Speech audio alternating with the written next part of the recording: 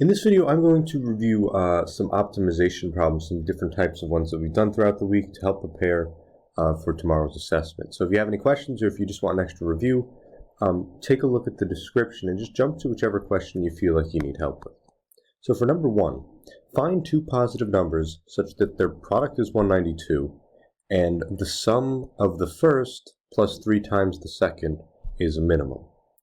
Well, the first thing I notice is that there's a constraint here, is that regardless of what my two numbers are, when I multiply them, they should be equal to 192. Remember, product means to multiply. And the function that I want to optimize is some sort of sum function, the sum of the first. So I could label x to be the first. It doesn't matter. These are just two arbitrary numbers here. Plus 3 times the second. So this is the function I want to minimize. The problem is, in order to optimize a function to find the maximum or the minimum, I take the derivative, I set it equal to 0, and I solve.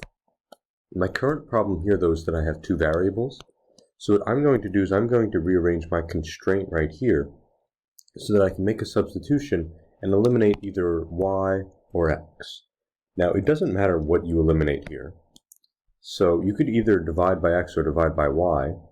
I'm going to divide both sides by y here to find that I could represent x as 192 divided by y. So I'm going to take this value and I'm going to substitute it in for x right there.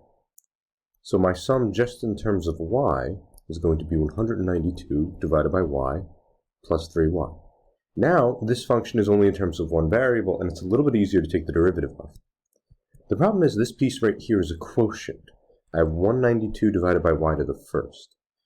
So to help myself out just a little bit, rather than having to use the quotient rule, I'm going to rewrite this as 192 times y to the negative first plus 3y. The reason I'm doing that is because I could just apply a power rule here rather than worrying about the quotient rule, and it's going to make my life a lot easier when I'm taking the derivative. So if I apply two power rules, I can multiply the negative 1 and subtract 1 from my exponent. Remember, negative 1 minus 1 is negative 2. And for that, if I bring down the 1 and subtract 1, that y is just going to go away, and I'm left with 3. Once I have my derivative for these optimization problems, I want to set it equal to 0 and solve. So I'm going to subtract the 3 just to see what I can get going here. And I don't really know what to do with the negative exponent. Like, we have ways to undo that. But to me, algebraically, it makes my life a little bit more easier to rewrite it as a positive exponent in the denominator. Because if I want to get rid of the division of y squared here, I could really, on both sides of my equation, just multiply by y squared. And y squared divided by y squared is 1, so that's going to reduce to 1 there. And I'm just left with negative 3y squared equals negative 192. So I'm going to divide out the negative 3, divide out the negative 3, and I find that y is equal to 192 divided by 3, which is 64, y squared. And if I take a square root, I find that y is equal to, now remember that when I'm taking a square root, that would really be y is plus or minus 8. But to make your life a little bit easier, I'm telling you that the two numbers are positive, so you know that one of those numbers has to be positive 8. Now, this is all the hard work. If you've already found one of your values, I can go back to my original constraint to figure out what the other number would be. So I know x is equal to 192 divided by whatever y is, because remember, those both have to multiply to 24. So if I find that, one of my numbers is 8, my other number is 24. So this is the number pair that's going to minimize the sum of the first number plus 3 times the second number. Number 2, what is the smallest possible sum of squares of two numbers if their product is 16? So again, I'm given some constraint here that when I multiply two numbers, they could be integers, they could be positive, negative, I should get negative 16. And the function I want to optimize is the sum of their squares. So if I'm squaring my two numbers, and remember, sum is addition. I'm going to do the same trick here where I use my constraint to eliminate one of my variables. Here I'm going to divide by x. It doesn't matter which one you pick because I just need to get rid of one of the variables. So if I solve for y here, or again you could solve for x, I could take this y value and substitute it in right there so that my equation is only in one variable.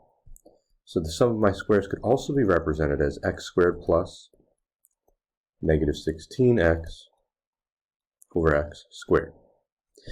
I'm going to do a little bit of simplification here. Yeah, I could use the quotient rule and the chain rule here if I want to take the derivative of that, but I try to make my life as easy as possible. So negative 16 squared is 256, and if I square the x in the denominator, I get x squared.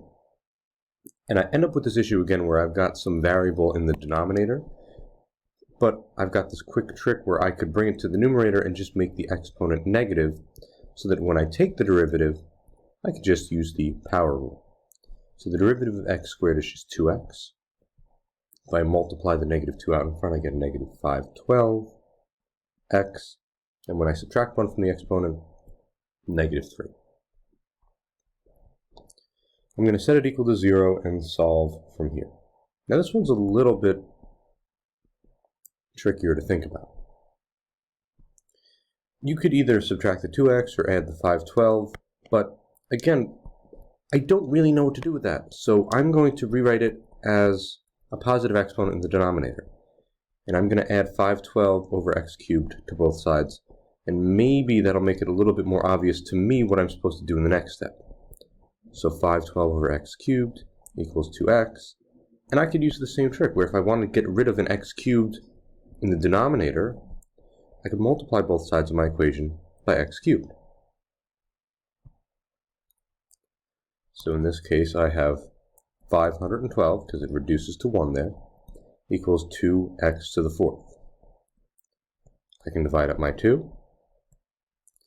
And you've got a couple different ways to get rid of a 4th power. You could really take a square root twice, or you could take a 4th root, or if you're using your calculator, remember, if I raise that to the reciprocal exponent, I would have to multiply these exponents here. And 4 times 1/4 is just 1, and I'd be ending up with x to the 1st, which is exactly what I want. So I could raise both sides to the 1/4 power, and that's the equivalent of taking the 4th root, and I find that one of my numbers, x, is equal to 4. So again, to find my second number, I'm looking back at the constraint. I know the two numbers need to multiply to negative 16, so my second number for y should just be negative 4. Number 3. A rancher wants to construct 2 identical rectangular corrals using 200 feet of fencing. The rancher decides to build them adjacent to each other, so that just means they're next to each other, so they share fencing on one side. So my picture looks something like this, where I've got 2 pens right next to each other that share some fence in the middle. What dimensions should the rancher use to construct each corral so that together they will enclose the largest possible area? So I want to somehow maximize an area function while only using 200 feet of fencing. So if I'm trying to think about what my picture looks like here, I want to see how many pieces of fencing I'm using. It looks like I'm using 3 pieces in the vertical direction, so I'm just going to call those some y distance. I'm using a y there, and a y there, and 2 different pieces in the horizontal direction. So that could be like an x distance right there, and an x distance right there. So for these optimization problems, I want to think of what my constraint looks like. And they told me I only have 200 feet of fencing to use. And I need to use that 200 feet of fencing to get 3 vertical pieces, so 3 times whatever y is, along with my top and bottom, those purple parts, so those 2 horizontal pieces. Now you could orient this differently to make it 3x and 2y, but it really doesn't matter how you draw your picture here, as long as you have 3 of one piece and 2 of the other. So this would be my constraint that I'm going to use to eliminate one of my variables when I could figure out what my area function looks like. And remember, this is just a rectangle, so area is length times width. And if I find the area, because these two rectangular pens are next to each other, they make just one big rectangle together. So I could just multiply my length times my width. And this is the function that I want to maximize. So I'm going to use this right here, my constraint. I'm going to rearrange this to solve for y, right? So if I subtract 2x on both sides, I would get something like 200 minus 2x equals 3y. And if I divide out the 3, I find that y equals 200 minus 2x over 3. So it's not super pretty, but it's still an expression that only has an x in it. So if I make that substitution, I'm left with something like this. And there's only one variable, and this is going to be a little bit easier to worry about. To make my life even easier, I'm going to separate this into two terms and just distribute my x into there. So a is really equal to 200 over 3x minus 2/3. X times x is x squared. And the whole reason I want this in one variable is so that I could take the derivative and set it equal to 0. So I'm going to use another power rule here. All I'm going to be left with is my coefficient for the first one. And then when I multiply that 2 down, 2 times 2/3 is 4/3. When I subtract 1 from the exponent, I just get x. So I'm going to take my derivative and set it equal to 0.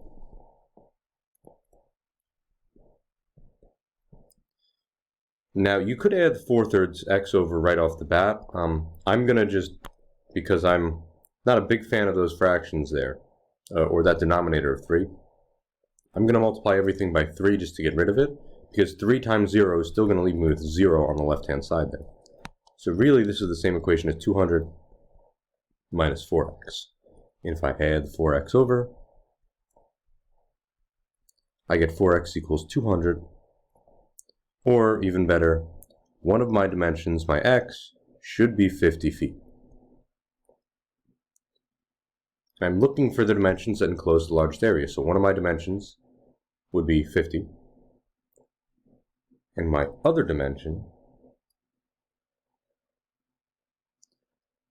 should be, let's see, I'm going to plug back in, y equals 200 minus 2 times 50 divided by 3, or y is equal to, if you plug this into your calculator, it's 33.3 repeating, or 33 1/3 feet. So these would be my full dimensions for the whole corral, but for each corral, if I look back at my picture, that's going to be 25 feet, so half of the x times 33 1/3. So that would ensure that I have the largest possible area for each of these corrals, and together the largest possible area for both of them. Number 4. A lifeguard needs to rope off a rectangular swimming pool in front of Long Lake Beach using 180 yards of rope floats. What dimensions of the rectangle will maximize the area, and what is the maximum area? So let's try to think about this. If I've got some shoreline, up here, and I'm trying to rope off a rectangle, I really only need 3 pieces of rope, because I don't need any rope along the shoreline there. So I would have 2 vertical pieces and 1 horizontal piece. And the constraint here is that I only have 180 yards of roping. So my perimeter of this rectangle is constrained to be 180 yards. I want to maximize the area, so again, my area is going to be length times width. I'm going to do the same trick where I isolate one of my variables. It looks like it's easiest to isolate x here, just by subtracting 2y on both sides, to get 180 minus 2y is equal to x. And again, you could solve for y as well. It doesn't matter as long as you're careful. It just looked to me like x had no coefficient in front of it, so it was going to be a little bit easier to just get this alone, and then plug that in for x right there. So my area function just in terms of y would be 180 minus 2y times y. And if I distribute that y into there, I could find my area is 180y minus 2y squared. And again, I'm going to use the same trick where I take the derivative and set it equal to 0. This one's a little bit easier to look at though, because when I set this equal to 0 and solve, I add the 4y over, divide out the 4, get y equals 45 yards. So that's one of my dimensions. My other dimension, when I plug back into my original constraint, 180 minus 2 times y, I get my other is 90 yards. Now be careful. This is part of the question. What dimensions of the rectangle will maximize the area?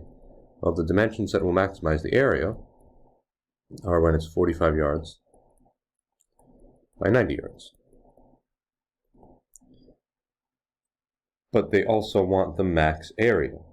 So in order to find the maximum area, I'm going to take those numbers and just multiply them. 45 times 90, and my maximum area is just going to be 4,050 yards squared. So those would be the two answers they're looking for, both the dimensions and what that maximum area is. So if I increase my y dimension by a little and then decrease my x dimension by a little, you'll notice that if you multiply those numbers, you'll get a smaller area. So just keep that in mind, because this area function right here is some sort of quadratic. It's a quadratic with a negative leading coefficient. So if I were to think about the graph, there's going to be some maximum value where there's a maximum output of area. And what we're doing with this part right here, let me highlight that in a different color, is we're looking for where the slope of the tangent line equals 0, because that's going to tell us where that happens. Number 5.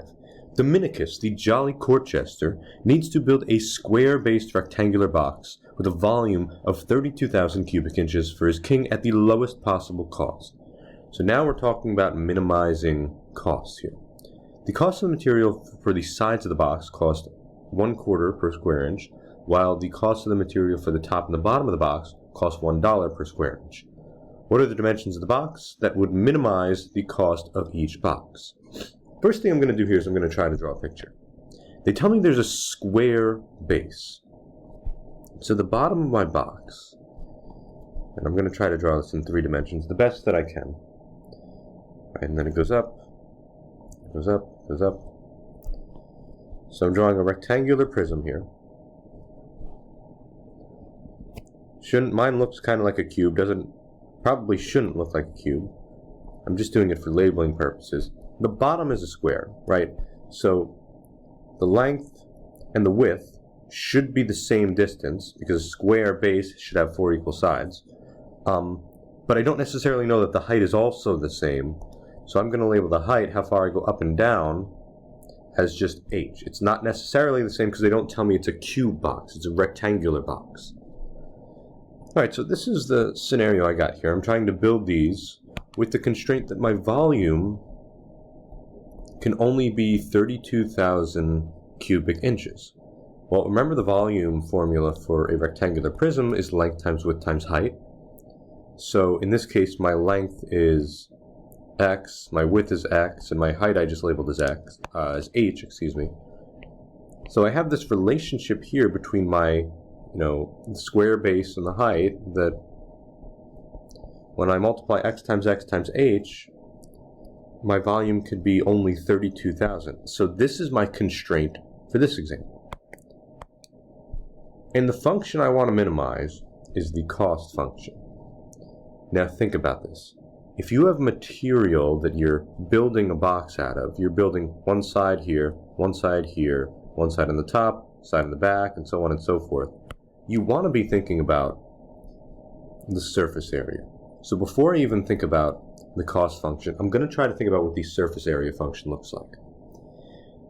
Well, the bottom area I think is a little bit easier to think about because it's just a square. It's x squared. But there's 2 of those, right? There's one on the bottom, and there's one on the top right here. So really there's 2 x squareds. And this represents the area of the top and the bottom. If I'm thinking about what those sides would look like, I've got, try to count them up, 1, 2, 3, 4 going around. Those have a dimension of x in one for a width, and then h for a height. So the area of those rectangles would be length times width, or just x times h, but there's 4 different faces, and they're all the same dimensions. So, right, so that's around the sides for that box. So plus 4xh would be the other part of my surface area, and that would represent the area of the side faces. So think about this. I want to use this to help me figure out a cost function. I'm going to represent that as C equals something. This represents the area of the top and bottom faces. And I know the top and bottom of the box is made out of a different material that cost $0.25 per square inch. So I'm just going to take the amount that I have and multiply it by the price per square foot. I'm going to do the same thing for my side faces. I'm going to take the amount that I have and multiply it by how much it costs per... Oh, hold on one sec. I did make a mistake here. It says the sides of the box cost 0.25 per square inch. So I just need to multiply that by 0.25. And the top and bottom of the box is $1. So this is going to be my cost function here. I take the amount that I have and I multiply it by the price. Take the amount that I have and multiply it by the price. So if I simplify a little bit, I get C equals 2x squared, 1/4 times 1 is just 1, plus xh. So you could recognize there's an issue here, right? If I try to take the derivative of this, I have 2 variables. So I need to go back to my constraint up here. I'm going to rearrange it just to solve for h. Again, it doesn't matter what variable you solve for, but it looks to me like it's way easier to solve for h because x is squared, and I don't want to have to take a square root. And there's only one h I would need to substitute in there. So I'm going to take that h value, and I'm going to plug it in for h right there. So now my cost function, let me just look at that, is C equals 2x squared plus x times 32,000 times x over x squared. And if I simplify a little bit here, I could reduce this x to the first and just make that x to the first in the denominator. So I get C equals 2x squared plus 32,000. Now I could write it over x, but I know that I'm taking the derivative here. So I'm going to write it as x to the negative first so that I could take the power rule. So I'm going to differentiate to get 4x minus 32,000. Subtract 1 from the exponent, x to the negative second, and I'm going to set this equal to 0. All right, so 4x minus 32,000. And again, I know what I'm going to do with this, so I don't need to keep it as x to the negative second. I could bump it down to the denominator now. So this looks like a problem that we've already solved, something, or at least something very similar, just with different coefficients. If I rearrange things a little bit, 32,000 over x squared equals 4x.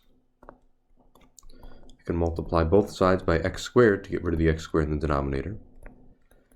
So I get 32,000 equals 4 times x to the third. If I divide out the 4, I get 8,000 equals x cubed. And you could take a cube root or raise both sides to the reciprocal power and find that the cube root of 8,000, or 8,000 to the 1/3, is just 20 inches. So that's one of my dimensions. That's my length and my width. In terms of my height, go back to your constraint. We already have a relationship between the height and your x value. So I'm just going to plug that back in. H equals 32,000 divided by 20 squared, or 8 equals 80 inches. So my dimensions here are just going to be 20 by 20, length times width, times 80. That would minimize the cost by giving me the least amount of surface area that still has a volume of 32,000. For number 6, A landscape architect plans to enclose a 3,000 square foot rectangular region in a botanical garden. She will use shrubs costing $25 per foot along the 3 sides and fencing that costs $10 per foot along the 4th side. So I've got the scenario where I've got a rectangle where these 3 sides are going to cost $25 per foot. But I've got an additional side that I'm going to use fencing for that's going to cost $10 per foot. And I want to find the dimensions that minimize the total cost. So a couple things you could do here to start. Number one, I'm going to think about a constraint. For a rectangle with 4 sides, I've got 2 vertical pieces, 2 horizontal pieces. So my constraint is that I need to enclose 3,000 square feet. So if it's square feet, think about that unit. They're talking about an area. So my constraint here is that my area, or my length times my width, or my horizontal piece times my vertical piece, should always be 3,000. Now, the cost function that I want to minimize, let's think about that. Well, I've got 2 of these vertical pieces, and each of them are going to cost $25 per foot. I also have 1 horizontal piece that will also cost $25 per foot. But at the top, one of my horizontal pieces is going to cost a different amount because I'm using fences for that top horizontal piece. That's only going to cost $10 per foot. So if I simplify a little bit here, these are actually like terms, right? 25 times x plus 10x is just 35x. And then 25 times 2 is just 50y. So this is the cost function I want to minimize here. I'm going to do the same thing. I'm going to take the constraint. I'm just going to rearrange it to isolate one of my variables. Doesn't matter which one. They're both the same difficulty here. And I'm going to substitute that into my cost function, just so I have it in terms of one variable. So 35x plus 50 times 3,000 over x. And let's see, 3,000 times 50. Let me just double check my decimal places there. Should get you 150,000, yeah. So c equals 35x plus 150,000 x to the negative first. Again, I'm bringing it up because I know what I'm about to do. I'm going to differentiate, get 35 minus 150,000 x to the negative second, and I'm going to set it equal to 0 and solve. So you've seen this process a bunch of times by this point, so you should have an idea of where it's going. I'll jump straight to, what it looks like. If I move that over, I get 150,000, 35, and then I would multiply both sides by x squared to get the x squared over. So I'd get something like this, and I'd get x squared equals 150,000 over 35, and I take the square root and I take the square root. The reason I'm leaving it like this is because it's not exactly a pretty number, because it says round your values to the nearest hundredth.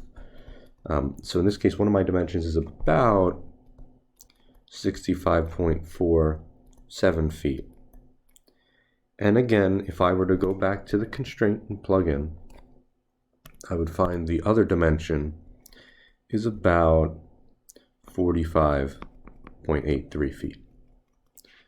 And I'm getting that simply from going back to my constraint and taking 3,000, dividing it by 65.47. So even though these aren't nice numbers, these are still about the values that would minimize the cost here based on my constraint and the cost function that I set up. So really all these problems are very similar. The hardest part is figuring out what the constraint is and what the function will look like that you want to maximize or minimize. For number 7, find the quantity Q of items which maximizes the profit if it is not possible to produce more than 800 items. So that's telling us a constraint on Q is between 0 and 800. And if the total revenue and cost are given below. Well, remember that profit, I find profit by taking my total revenue and subtracting my total cost. So my profit function, if I know how much money I'm taking in, that's what the revenue represents. Looks like that. And I know how much money it costs me to make Q units. I can subtract those values, and that'll get me how much money I am making. That's what your profit represents. So if I distribute this negative and combine some like terms here, I get P equals negative 0.003 Q squared plus 3.9Q. I'm just doing 5Q minus 1.1Q minus 300. So this is a quadratic. At some point, it's going to have a maximum value, and I want to find where the slope of the tangent line is 0 for it, so I could figure out how many units, what Q value would give me that maximum profit. So I'm going to do the same process as always. Take the derivative, set it equal to 0. And you have a calculator for each of these problems, so don't be scared off by these coefficients here. So when I set that equal to 0, I'm going to keep rearranging and solving. Right, so if I subtract 3.9 on both sides, I get something that looks like this. And dividing out the 0.006,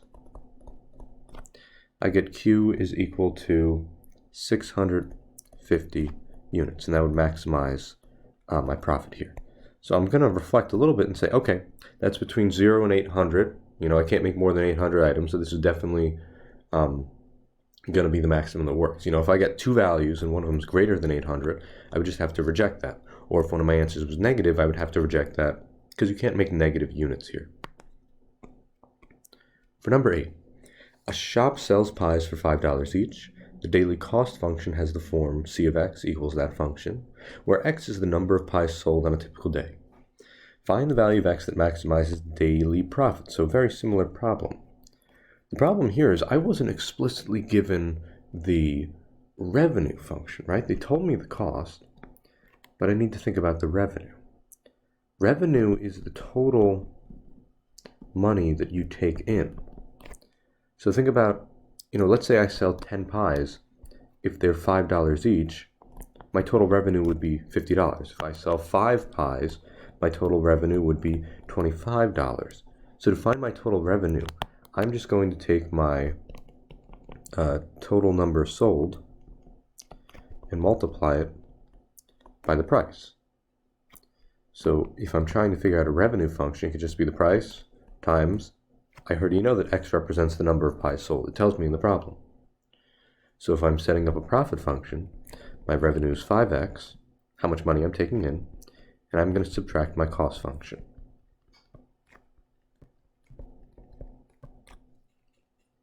So from here, I'm going to do the exact same process. I'm going to distribute the negative and clean up this a little bit so that when I take the derivative, there's just fewer things to look at.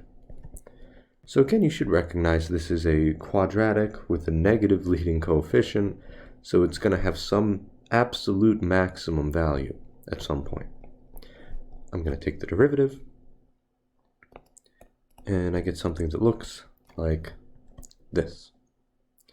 The reason I want the derivative is because if I set that equal to 0, remember that's going to tell me where the tangent line is equal to 0, so where there's a turning point for my absolute maximum for this parabola.